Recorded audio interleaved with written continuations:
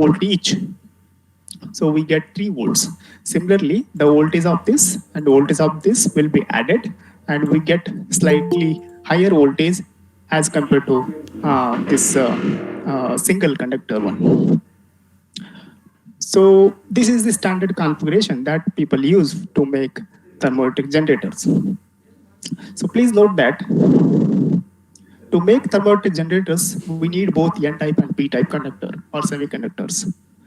So why? So you can see if we take both sides N-type conductors. So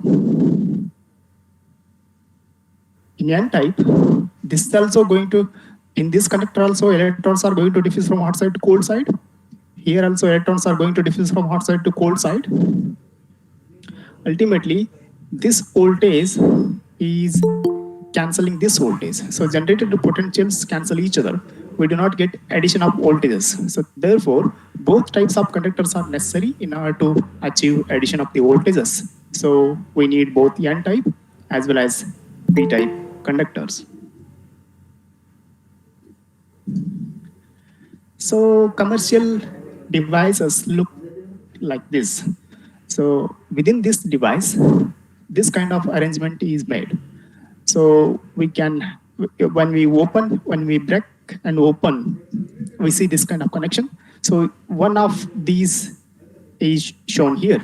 So this is one PN junction or one pair of P and N legs or semiconductors.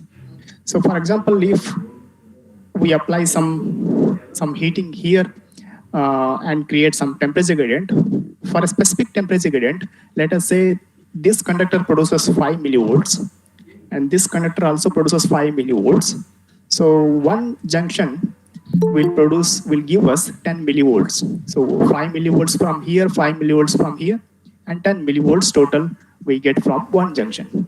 So when we connect this kind of junctions in series, so inside this device there are hundreds of junctions connected in series, and when we apply temperature gradient, like when we heat this side, it is heating here and keeping the bottom side as cold, that is here.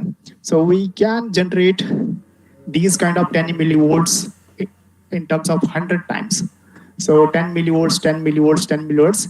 Ultimately, we can get some volts in terms of volts voltage generation. So typically, these devices will produce about 3 to 5 volts when we heat one surface and keep another side cold. So this kind of voltage can be used for our application. So one of the important advantages of these devices is recovery of waste heat. So we know most of the energy what we produce for our need is being lost as a waste heat, and that is huge. Only 35% of energy we are using, and 65% is lost as a waste heat. And this kind of waste heat can be recovered by the thermoelectric generators. So these are one of the efficient method where we can just use thermoelectric chips or devices to convert this waste heat into useful electric potential. So we have a lot of places where we find waste heat, like chimneys of the factories. So these chimneys usually having a hot surface. So just fixing thermoelectric generators on the hot surface of this kind, we can generate a lot of electric energy, and that can be used for other purposes. So thereby, we can have a contribution towards minimizing the energy consumption or loss of energy in our day-to-day life. And these generators can also be fixed on the exhaust pipes of the automobiles or any vehicle. And these exhaust pipes, we know they have a very high temperature, and that kind of heat can be recovered by the thermoelectric generators by fixing them on the pipes. And that can be used for mobile charging or any other purpose within the vehicle. And today we can see this kind of stores where people can use for cooking when they are outside, and the waste heat that produced from the stores can be recovered by the thermal generators fixed on the one side of the wall, or we can connect many of them on the sides of these stores, and that can be stored using a battery, and we can use for our mobile charging or any torch, recharging torch, etc. And this is an important application of thermoelectric devices where people use and they are being used in the space missions. So here, a radioactive element will be used as a source of heat, and the thermoelectric generators are fixed on the surface of the hot block, and this kind of arrangement produces electricity for the space missions kind of 10 to 20 years without any problems. So this is very useful because these are reliable, very reliable, because this is just solid state construction. There is no complex circuit in the thermoelectric device. It is just connecting thermoelectric conductors in series. That's it.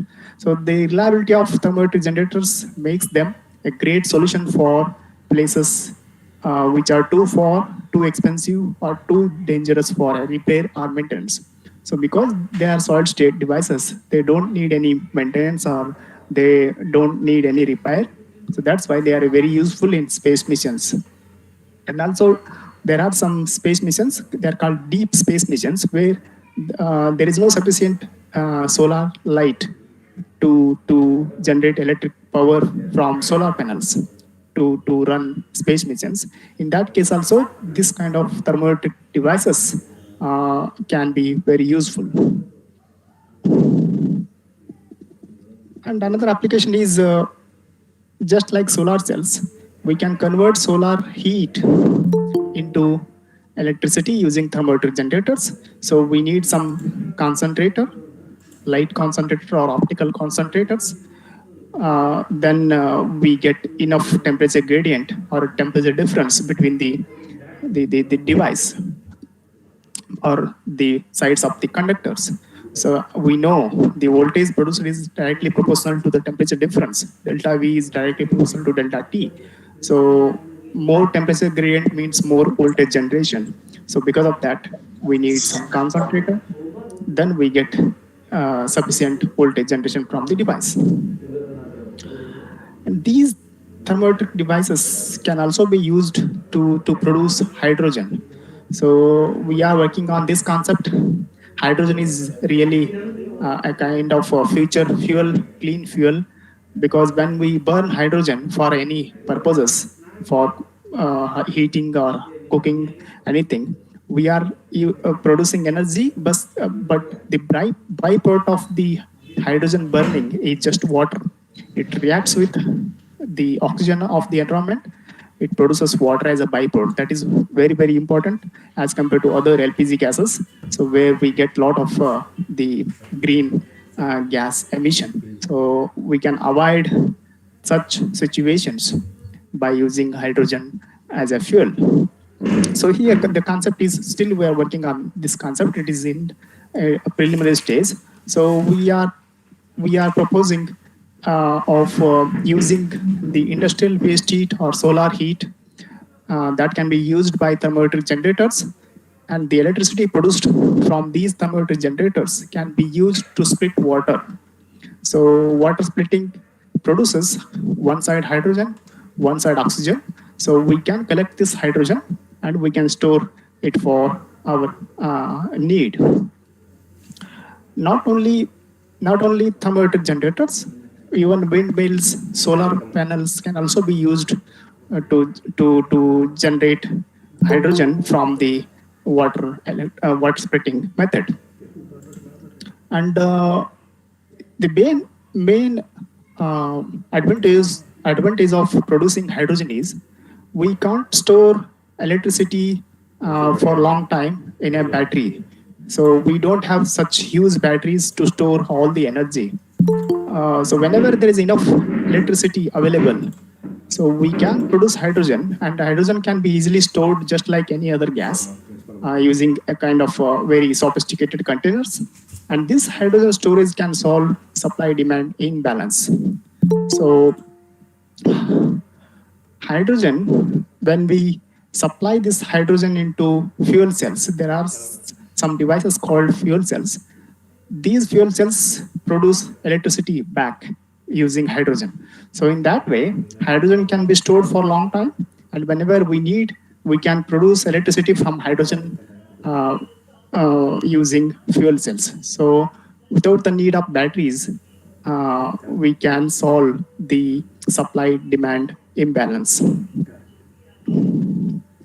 So to make these generators, we need suitable materials.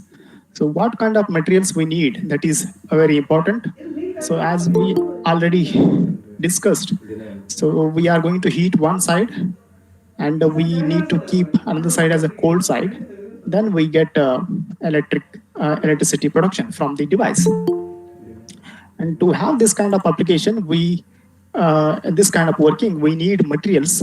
These materials, N-type and P-type semiconductors or conductors, materials should produce more voltage under a given temperature gradient.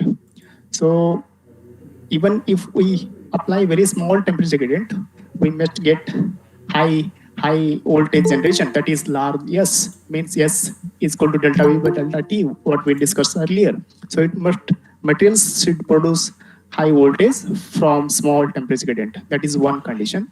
And charges should flow easily. So we need a good electrical conductor, not like insulators. So when we heat, we must have easy flow of charge carriers from hot side to cold side. Then that kind of materials are useful for this kind of application. So means we need high electrical conductivity.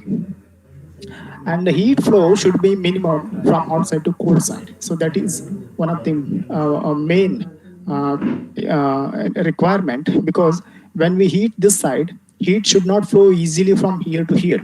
So when heat flows from here to here, this side temperature becomes this side temperature, and we no longer have any temperature difference between the ends. So when there is no temperature between the ends, we are not producing any voltage. So when delta T becomes 0, delta V becomes 0. So no voltage production. And because of that, we need a material which has very low thermal conductivity. So these three parameters are explained here. The thermoelectric efficiency, the standard expression derived by the scientist, is given by this formula. Zt is called thermoelectric efficiency. So it is S square sigma divided by K into temperature. So S is Seebeck coefficient, sigma is electrical conductivity, and K is thermal conductivity. So Seebeck coefficient, we need good Seebeck coefficient, good electrical conductivity, and K is in the denominator. So we need very small K. So very low thermal conducting material. So the first thing what we think about the electrical conductors is metals. So, but metals have good electrical conductivity, that is one of the requirement, but at the same time, they have very high thermal conductivity. And according to Weidmann-Franz law, we know if sigma is high, K is also high in metals, ultimately we get a constant value. So because of this, because K is very high in metals, so Zt is not going to be impressive value. So it is always low in case of metals. So that's why metals are not useful for the application. So even from this diagram, you can see if I use two metals here, so when I heat this side, heat flows very easily from this side to this side, because this is when it is a metal, it has high thermal conductivity, and because of that, we do not get any delta T between the ends. So another parameter that explains what are the suitable materials can be explained by this graph. So there are three basic expressions for S, sigma and K. So Seebeck coefficient is also expressed in terms of carrier concentration. Sigma is also expressed in terms of carrier concentration. And thermal conductivity is also expressed in terms of carrier concentration. Thermal conductivity is actually Ke plus Kl. Ke is electronic contribution and Kl is lattice contribution. So Kl is not depending on carrier concentration, but Ke is that is electronic contribution is depending on the electrons, number of electrons. So that is given by this expression. So ultimately, all the three parameters are depending on carrier concentration. So let us keep it aside. And S and sigma, if we look S and sigma, and if we put different values of N, the variation of S goes like this. For very small carrier concentration, S is very high. And as carrier concentration increases, it is inversely proportional to N. So we get decrease in S value. Similarly, sigma increases with respect to N. So we can see from this graph. And ultimately, when we multiply these two parameters, that is the numerator term, S square sigma is numerator term, that is like this. So when we multiply these parameters, we get some peak value here. So at this point, we get very high S square sigma. So at this point, the carrier concentration is about 10 to 20 per centimeter cube. So the materials which are having this kind of this range of carrier concentration are useful for the application. That is the meaning. So this kind of carrier concentration we can see in case of semiconductors. So if we compare metals and semiconductors, metals have very small S, but they have very high value of sigma, and K is also very high. But in semiconductors, S is very high, and sigma is moderate, and K is low. And because of this, we can decide semiconductors can be useful over metals. So people use semiconductors to make thermoelectric generators.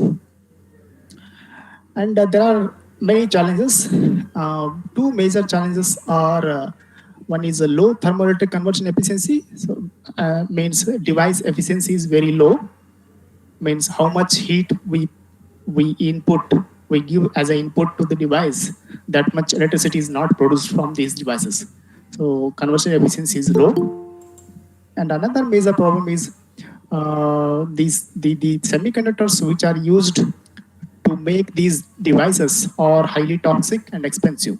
So presently, commercial devices are made from materials like bismuth telluride and lead telluride kind of materials and their alloys. And bismuth telluride, lead telluride, they are highly toxic and expensive. Tellurium is very, very scarce. As you can see from this graph, this is abundance graph. Tellurium is scarce, very scarce, and it is even scarcer than gold.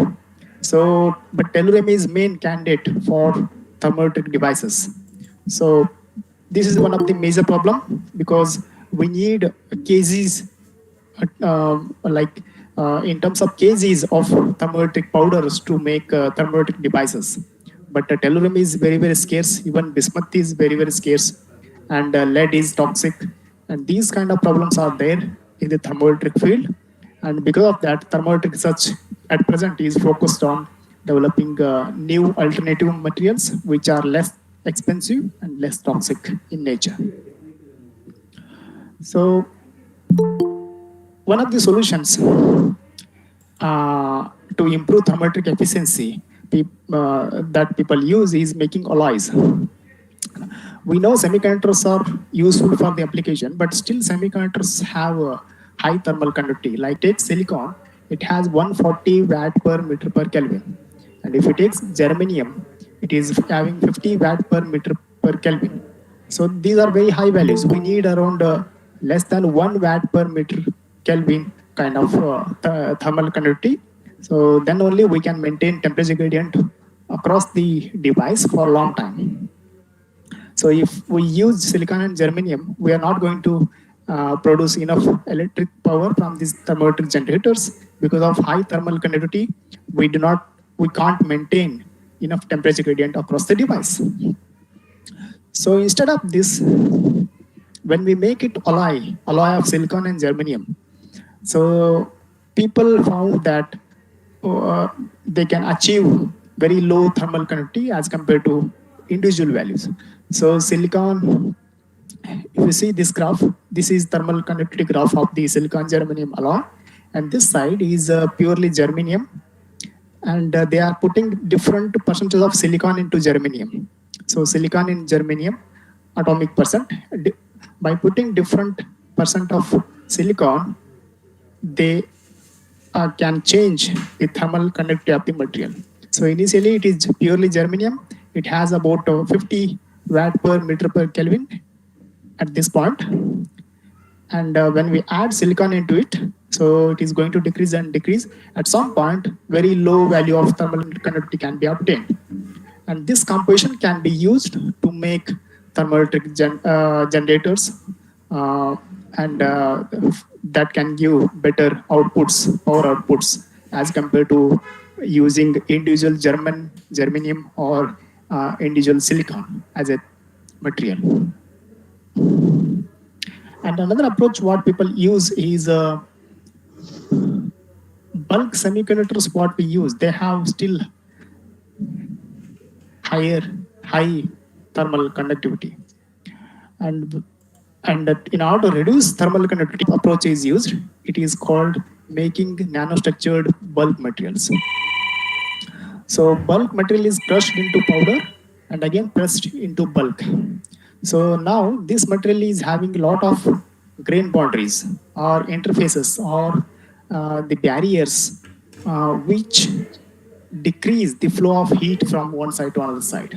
So if it is bulk, heat can flow easily from one side to another side. So when it is nanostructured bulk, lot of grain boundaries will scatter the phonons, or they avoid heat flow from one side to another side, and because of that we can maintain more temperature gradient as compared to this system. So that is another way that people presently use to make thermoelectric materials. So now I have a couple of slides of our work. So just briefly explain what actually we are trying to do. So we are trying to do low cost thermoelectrics, means producing low cost materials for thermoelectric applications. We know most of the commercial devices having tellurium and bismuth and lead kind of materials. So we are trying to avoid those materials, and basically we are focused on copper sulfide kind of materials. So copper sulfide is very important material. It is a p-type semiconductor and having very low thermal conductivity and good electrical conducting properties. And this has been prepared by very simple method by our group, and this is these materials are very useful for thermoelectric applications. Hopefully in future copper sulfide will be allied with some other elements which can make these materials suitable for the thermoelectric devices. And in this work we just demonstrated that graphite can be used as a thermoelectric material. So using pencil, we created thermoelectric generator on paper, and by heating one side of the device and taking electrical connections, we can produce a small electric power from these kind of devices. And still the improvement should be made in order to achieve better output voltages. So this is a kind of low cost approach to make thermoelectric devices. And in this method, we try to make highly porous pellets or compacts, solid compacts. And in such porous materials, thermal conductivity can be very, very low. So this is cotton wool, and we coated graphite particles on cotton wool, and we pressed it. We got a compact, and this can be used for thermoelectric applications. So when we use directly graphite powder and make pellet, heat flows easily from one side to one side because graphite is having high thermal conductivity. But when we make this kind of approach, we are creating a highly porous pellet, and because of highly porous nature, we can control the thermal conductivity of the material, and it can be used for thermoelectric application. And this image is just shows making of the foam, carbon coated foam. So this cotton wool dipped into the graphite solution, and graphite particles easily deposited on the material, and this later dried under oven. We get this kind of dried compact, dried fiber. Then we press it, we get kind of pellet. And this is the SCM image of that pellet surface. You can see a lot of grain boundaries or fibrous like structure. So these can be very useful to control thermal conductivity of the material. So they decrease the heat flow from one side to another side. Then they are very useful for the application. Similarly, we have recently introduced use of wooden sticks for thermoelectric applications. So wooden sticks are having a very low thermal conductivity. So coating thermoelectric material on wooden sticks and making devices can be useful, and we can maintain more temperature gradient along the wooden sticks. And this is just method that shows simple coating of thermoelectric material on wooden stick. And this is the device. So when we heat one side of the device, we can see voltage production from the generator with enough temperature gradient, achieving enough temperature gradient between the ends of between the sides of the legs. And finally, this is recent work. We are trying to deposit thermoelectric thin films on paper. These are commonly available paper, cellulose paper. So this is one type of thin film. This is another type of thin film. And as we know, when we connect them in series, we get P and kind of junctions. This is 10 pair PN junction device. This is fabricated by using these thermoelectric strips, and this is producing a nice voltage when we heat one side of the device. So this video, I hope you can see the voltage production. You can see it is just 0.15 millivolts on the multimeter, and this is the just paper-based thermoelectric device. And we have a hot block heated to 60 degrees, and I will put this hot block on one side of the device, one side hot, one side cold. So you can see sudden rise in voltage. And this voltage reaches up to 61 or 62 millivolts. So that is a kind of a promising voltage for any small devices. It can be used. So we can see 62 millivolts kind of volts when we heat one side of the device. So the same image. So initially there was 0.15 millivolt, and when we put some hot object on one side, we see 62 millivolts voltage production from the devices. This is just a kind of paper-based, low cost, even it is a disposable thermoelectric device that can produce a sufficient energy. And when we increase number of legs, we can still more days. So this is just preliminary work. We are trying to work on this aspect. So finally, I'll conclude with these few slides. So semiconductors have an important role in energy conversion applications. And present thermoelectric research is mainly focused on developing earth-abundant and low-cost thermoelectric materials, and also enhancing their thermoelectric efficiency by different approaches. So there are different approaches like doping, nanostructuring, alloying. Different methods are there. People use those methods to enhance the efficiency of the different materials. to get better output voltage from the devices. Thank you, and thank you for giving me this opportunity.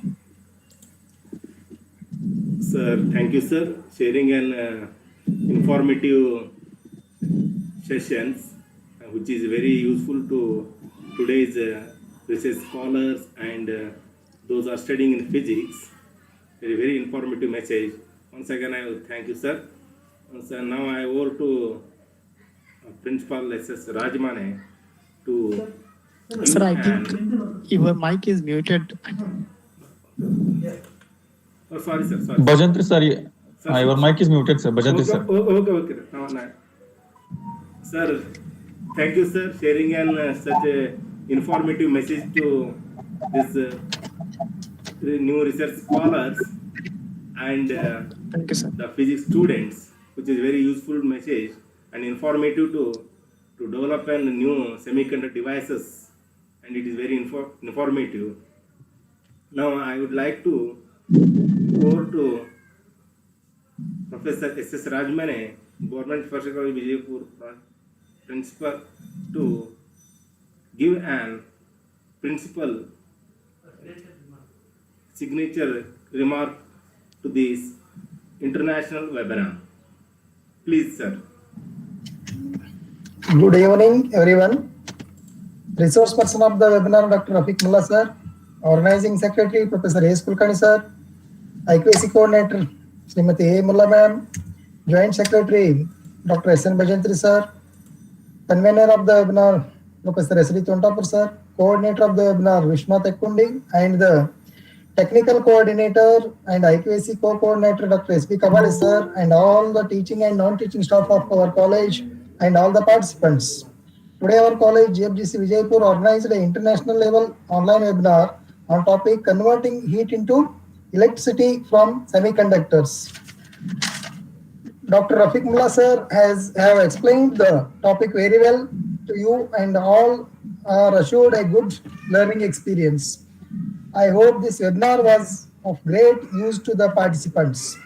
Lastly, I would like to thank each and everyone who participated in the webinar, and a special thanks to the organizing team who made this webinar successful. Thank you, sir.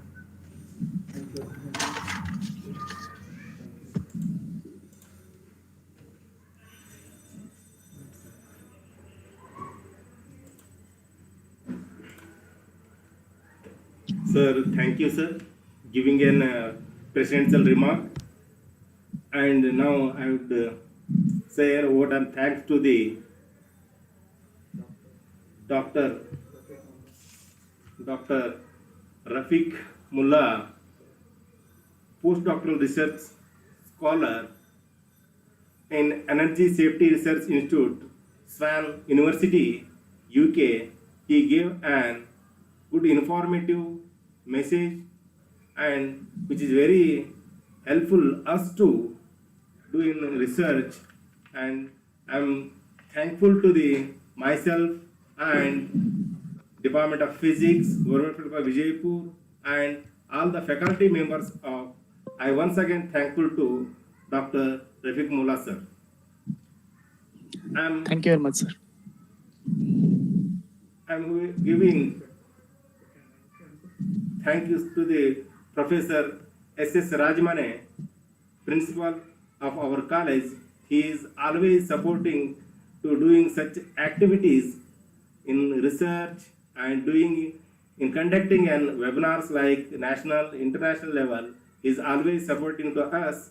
I am very grateful to sir to always you are helping us to do such a webinar. So I am thanks behalf of my department and myself, sir. I also thank to Professor A. Mullah, IQAC coordinator, behalf of our department and of our college. And I also thank to the Professor S. Kulkarni, organizing secretary of this international webinar, and he is always doing such a work, and he is inspired to us. And I thank to Professor S.D. Tuntapur, convener of this international webinar, behalf of myself and Department of Physics, Government Medical College, Jaipur. And I also thank Professor S.B. Kabade, Assistant Professor, Commerce Department, Government Medical College, Jaipur. He is always supporting us to conduct such a webinars. He is technically support to us. And I thank to Vishwanath Ekundi. He is working as a guest faculty in our Department of Physics. He is always joining with us and conducting such a international webinars and national webinars. I thankful to Professor Vishwanath, behalf of Department of Physics. Last but least, I thank to all the participants of this international webinar. Now, I am going to wind up this international webinar.